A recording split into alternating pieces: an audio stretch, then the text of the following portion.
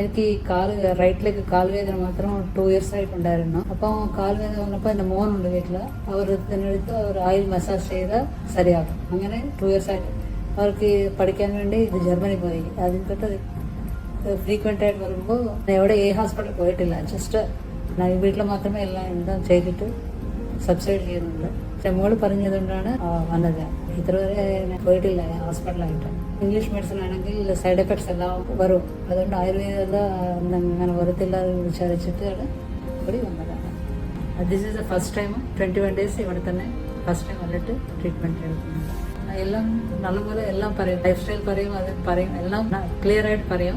ഇതിനാ എവിടെ എല്ലാം നീറ്റായിട്ട് പറയും. പിന്നെ നമുക്ക് ചെയ്യുമോ ഇല്ല എന്നത് നമ്മുടെ ലൈഫ് സ്റ്റൈലാണ്. అంటే 95% ബുദ്ധിമുട്ട് ഉണ്ടാകും, 5% ഈസി ആയിട്ട് എടുക്കും. ലൈഫ് സ്റ്റൈൽ മാറിട്ട് ചേഞ്ച് ചെയ്യും. ഞാൻ ഇതിനു വേണ്ടി ഏ ഹോസ്പിറ്റലിൽ പോയിട്ടില്ല, ആരെയും കൺസൾട്ട് ചെയ്തിട്ടില്ല. പിന്നെ ഇവിടെ ഹോസ്പിറ്റലിൽ പോയപ്പോൾ അനീഷ് ഡോക്ടർ പറഞ്ഞു ഇത് ഡയഗ്നോസ് ചെയ്യാൻ പാടാണെന്ന് പറഞ്ഞു, കഷ്ടമാണെന്ന് പറഞ്ഞു.